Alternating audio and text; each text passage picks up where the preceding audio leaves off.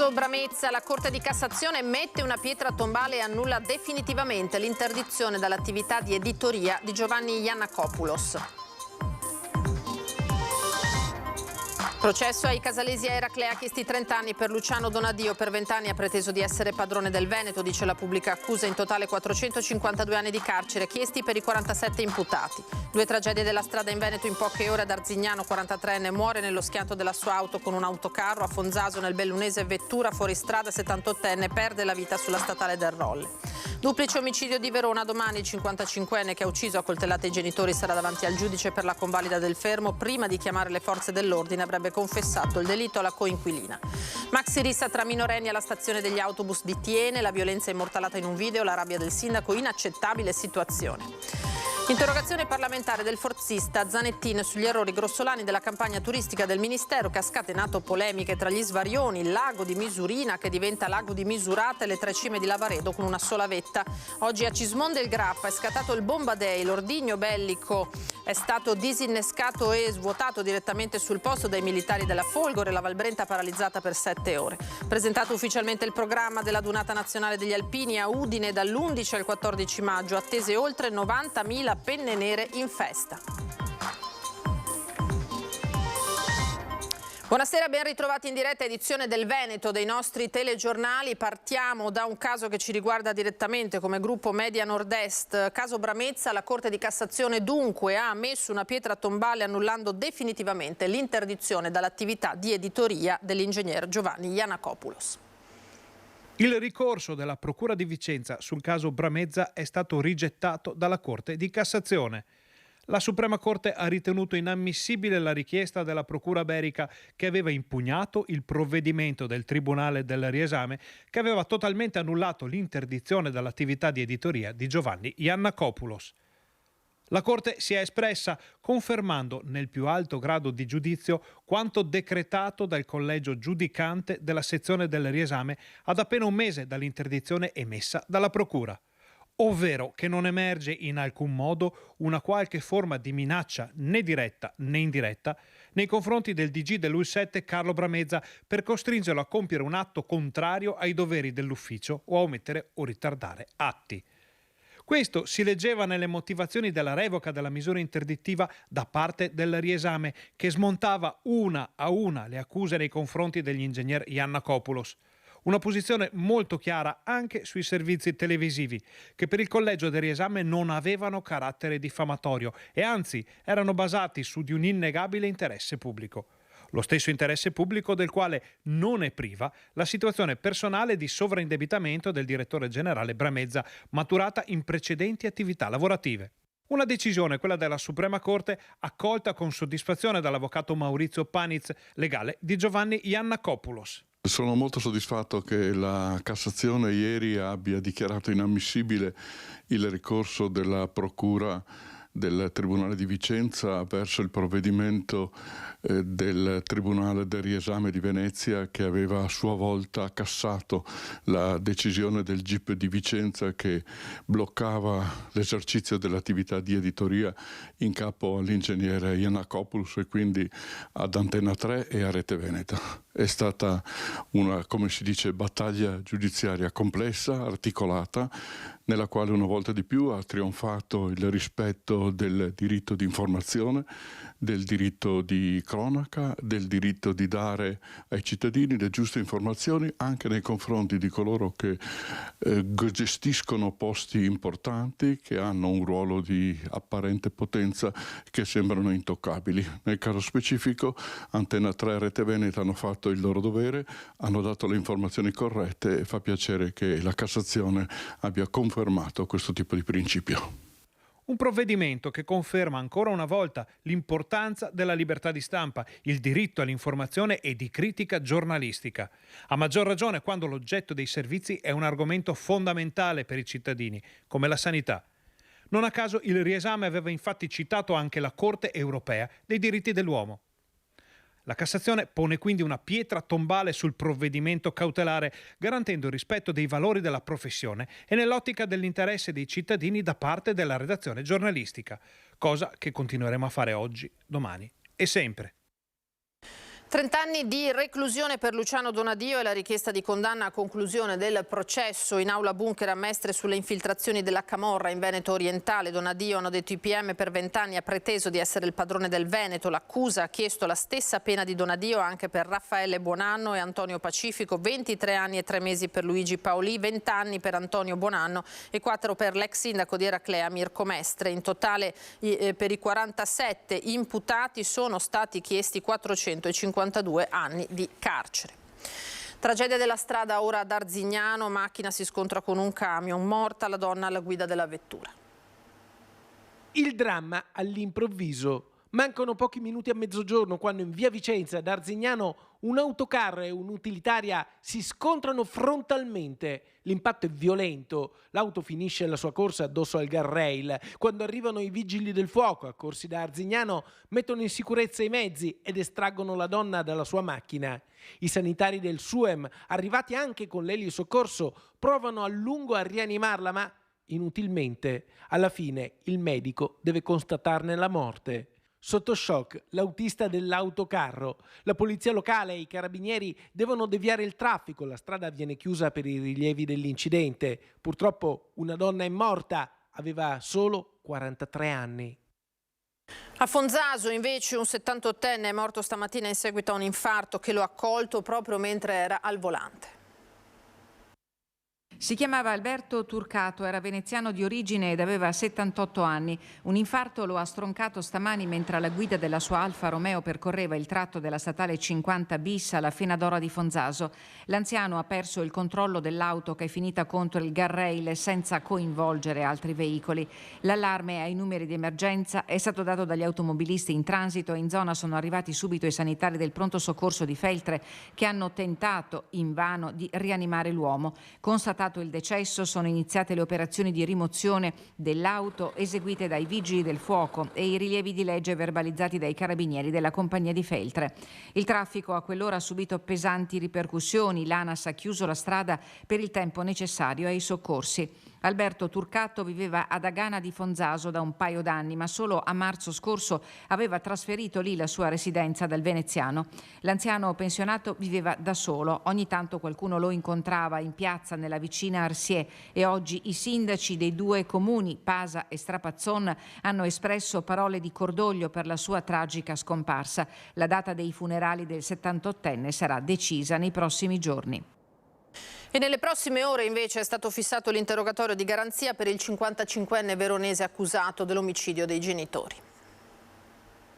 Domani mattina tornerà davanti al giudice per l'interrogatorio di convalida del fermo Osvaldo Turazza, il 55enne veronese fermato per il duplice omicidio dei genitori Giampaolo Turazza e Vilma Vezzaro, accoltellati a morte nel loro appartamento nel quartiere Borgo Roma a Verona la sera del 24 aprile.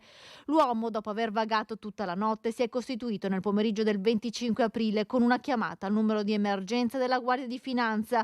Li ha uccisi, ha detto al telefono ai finanzieri che lo hanno geolocalizzato e individuato in un bar, le mani ancora sporche di sangue con un profondo taglio, il segno di una colluttazione. Prima di chiamare le forze dell'ordine sembra che Osvaldo Turazza sia passato anche a casa, un appartamento a Porto San Pancrazio che condivide con una coinquilina. È a lei che avrebbe raccontato di aver ucciso i genitori in un raptus mentre la madre stava cucinando. Alla donna avrebbe detto che prima ha sgozzato la mamma e poi si è diretto in camera dove ha ammazzato il padre, un delitto avvenuto nel pomeriggio del 24 aprile. La coppia è stata colpita ripetutamente con numerosi fendenti. La polizia scientifica ha sequestrato tutti i coltelli da cucina. Quasi certamente verrà disposta l'autopsia sui due corpi. I rapporti tra Osvaldo Turazza e i suoi genitori, Vilma e Giampaolo, erano tesi per colpa di continue liti. Il 55enne, che aveva precedenti legati agli stupefacenti, chiedeva spesso soldi per i suoi problemi di droga e molte volte li avevano sentiti litigare. Vilma Vezzaro, definita da tutti gentile e riservata, parlava poco di quel figlio problematico, ma i vicini vedevano che spesso soffriva per questa situazione. Rissa tra giovanissimi invece alla stazione degli autobus di Tiene, tutto ripreso da un cellulare.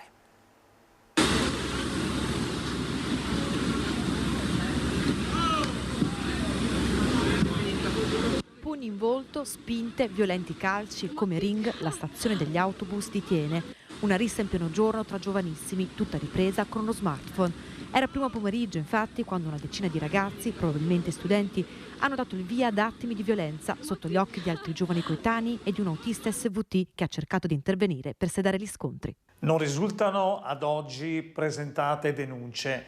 È inaccettabile quanto visto nel filmato e che ora è al vaglio delle forze dell'ordine al fine di garantire sempre la sicurezza del nostro territorio. Sicurezza tiene presto intensificata anche grazie a un nuovo distaccamento della polizia locale. Confido che non assisteremo più a situazioni di questo genere con il nuovo distaccamento urbano della polizia locale che avrà sede nell'edificio centrale della stazione delle autocorriere, in un'area sensibile, vicina alla cittadella degli studi, al parco e al parcheggio del Bosco, nonché al centro storico e al parco di Villa Fabris.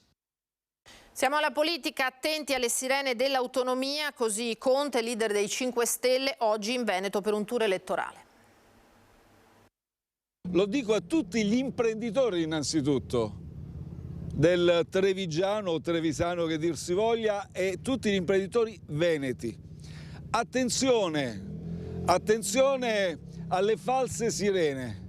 Questa è una riforma dell'autonomia differenziata che voi che fate impresa vi ritroverete con 20 sistemi diversi di regolazione. Si rivolge direttamente al mondo dell'impresa il leader del Movimento 5 Stelle Giuseppe Conte, che da Treviso boccia senza appello la riforma Calderoli per l'autonomia differenziata, non solo inutile fa intendere, ma pure dannosa, e questo a poche ore dal nuovo passo in avanti segnato dal disegno di legge con il parere favorevole della Presidenza del Senato. Vogliono l'esempio spagnolo, ma siete mai andati in Spagna? Avete mai parlato con i nostri colleghi, con i politici, con i cittadini spagnoli? L'autonomia spagnola sta creando tantissime difficoltà. Se quello è l'esempio, io dico un disastro a cui dobbiamo assolutamente rimediare. La priorità per l'ex Presidente del Consiglio piuttosto è mettere a terra i progetti del PNRR, oltre 200 miliardi di euro, centinaia di migliaia solo per la Marca trevigiana. 800 milioni di euro per questa realtà, per questo territorio sono fondamentali. Se noi non riusciamo a spendere questi soldi, e purtroppo anche ieri il Ministro Fitto è venuto in Parlamento e ha anticipato che siamo già in questa condizione, è una perdita per questo territorio, ma per l'Italia intera. È una perdita che non ci meritiamo. E a proposito di investimenti, il leader 5 Stelle si dice preoccupato dalle nuove linee guida del patto di stabilità europeo, troppi paletti per i paesi più indebitati come il nostro, ma sotto la loggia di 300 in tour elettorale tanti sono i cavalli di battaglia, dignità del lavoro, settimana corta, reddito di cittadinanza, in particolare Conte è tranchant sulla politica fiscale dell'esecutivo Meloni. Dopo che gli offrite queste autostrade preferenziali, ma chi è quel cretino che pagherà le tasse? Così loro distruggeranno il paese. Se continua così, dopo un'intera legislatura ci consegneranno un paese disastrato. Cambiamo tema, andiamo agli errori di una promozione turistica avviata dal Ministero del Turismo. Misurina diventa misurata. Delle 3 cime di Lavaredo ne rimane una sola e la 500esca chiesetta di Santa Caterina si trasforma in Santa Cristina. Sono perle apparse nella campagna promozionale Open to Meraviglia promossa dal Ministero del Turismo alla voce Cosa vedere in Veneto, nella pagina dell'apposito sito Veneto/guida storia curiosità. A scovare gli errori davvero marchiani del Ministero è stato Marco Perale. Divertito come cittadino, abbastanza arrabbiato come amministratore pubblico. Non c'è un motivo per cui un'operazione del genere, col costo che è stato preventivato, sia stata realizzata, sia pure in questa fase sperimentale, in un livello qualitativo così grossolano. Errare umanum est, ma chi ha sbagliato non si è fatto purtroppo problemi nemmeno nel perseverare, tanto da sollecitare in Senato un'interrogazione parlamentare da parte del vicentino Pierantonio Zanettin, la cui provincia è bersagliata di errori quasi quanto quella di Belluno. La traduzione automatica di Google o dell'intelligenza artificiale può fare tutti gli errori che vogliamo se nessun umano consapevole li controlla.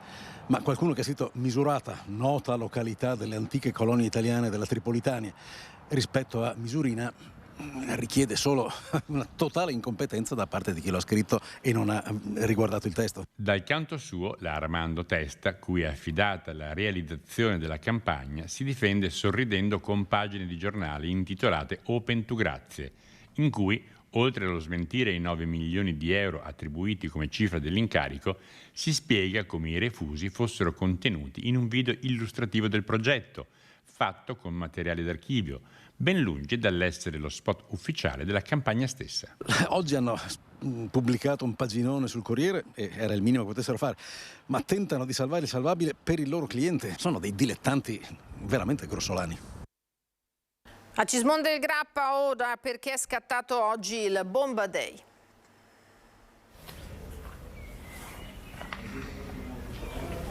Ci siamo, mi pare, no? Sì. Ok, questo è il punto di non ritorno. Fa così e gira. Ora non fa più paura la granata della Prima Guerra Mondiale, ribattezzata Stella Cometa, scoperta a febbraio durante i lavori di scavo per la fognatura in via Roma a Cismonde del Grappa. Ci sono volute 7 lunghe ore di lavoro per despolettare l'ordigno bellico, 7 ore durante le quali la vecchia bomba ha tenuto con il fiato sospeso il paese della Valbrenta. All'opera i militari dell'8° Reggimento, Genio Guastatori, paracadutisti Folgore di Legnago. Si tratta di una granata d'artiglieria del primo conflitto mondiale di fabbricazione italiana, 305 mm, che ha un contenuto di circa 35 kg di esplosivo. Le operazioni stanno procedendo regolarmente, siamo nella fase di neutralizzazione, ovvero di separazione dell'esplosivo da quella che è l'organo sensibile, ovvero la spoletta, che in questo caso particolare era armata e non in sicurezza. Per tale motivo le operazioni sono state condotte sul posto e non è stato possibile movimentare l'ordigno. Attivato all'ex municipio di Vastagna il centro di coordinamento soccorsi, presieduto dal prefetto di Vicenza Salvatore Caccamo. Il Bomba Day è iniziato alle 7 con le operazioni di evacuazione delle 300 persone residenti dentro l'area rossa. È una macchina abbastanza imponente perché vengono impiegate oggi tante risorse, non solo i militari del Reggimento Guastatori che sono direttamente impegnati nelle operazioni di disinnesco, ma soprattutto tutta la macchina di protezione civile, perché come ha detto l'obiettivo prioritario è quello di mettere in sicurezza le aree interessate. Bloccata la Valsugana, ferma la circolazione ferroviaria, il via libera alla riapertura è stato dato alle 15:30 dopo che Stella Cometa è stata svuotata e la spoletta fatta brillare.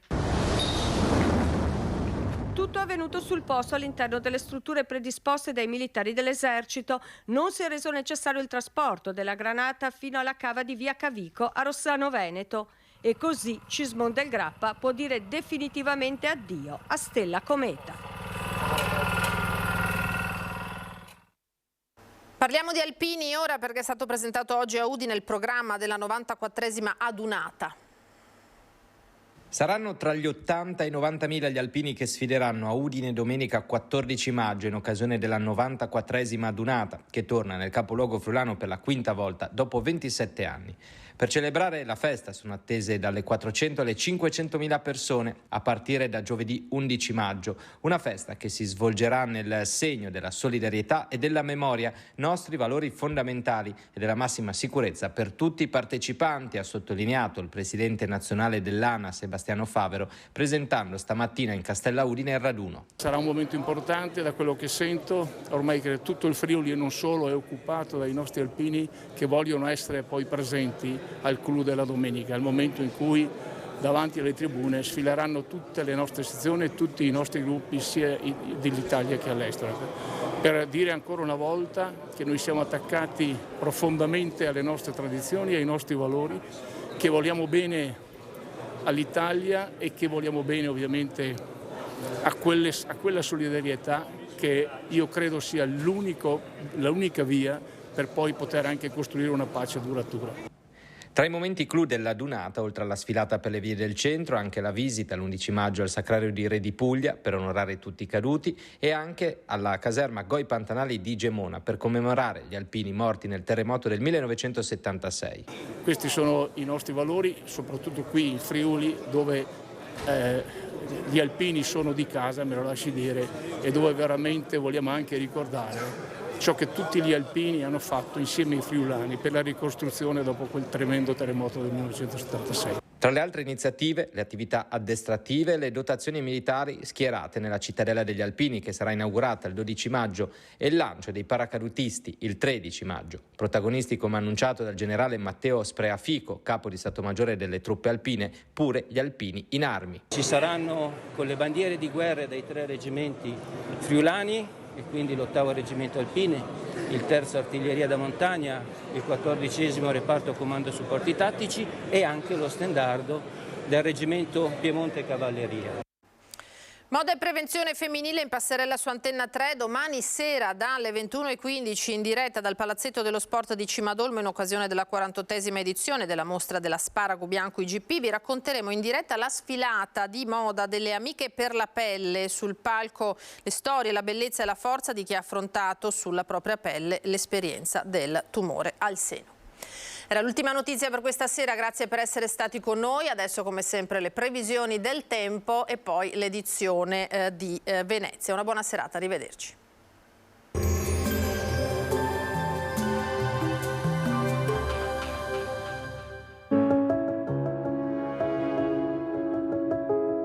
Ad accogliervi sarà Conegliano. Bentrovati al meteo. Alta pressione sempre stabile, il tempo si mantiene buono sul nostro territorio. Il dettaglio di venerdì 28 aprile. Sul Veneto tanto sole inizialmente, poi nuvolosità via via più diffusa, più compatta sui settori alpini e prealpini, ma senza precipitazioni degne di nota. Temperature stazionarie minime tra 2 e 10 gradi, massime invece comprese tra i 17 e i 20 gradi. Spostiamoci ora sul Friuli Venezia Giulia. Anche in questo caso al mattino avremo un ampio soleggiamento, col passare delle ore più nubi un po' ovunque. Temperature minime tra 8 e 10 gradi, massime oscillanti tra i 18 e i 20 gradi. Infine vediamo la situazione del Trentino Alto Adige. Anche qui si prevede un'alternanza di sole e nubi. Il tempo si manterrà comunque asciutto. Temperature minime intorno ai 9-10 gradi, massime sui 21 all'incirca. Dal meteo per ora è tutto, vi auguro un buon proseguimento in nostra compagnia.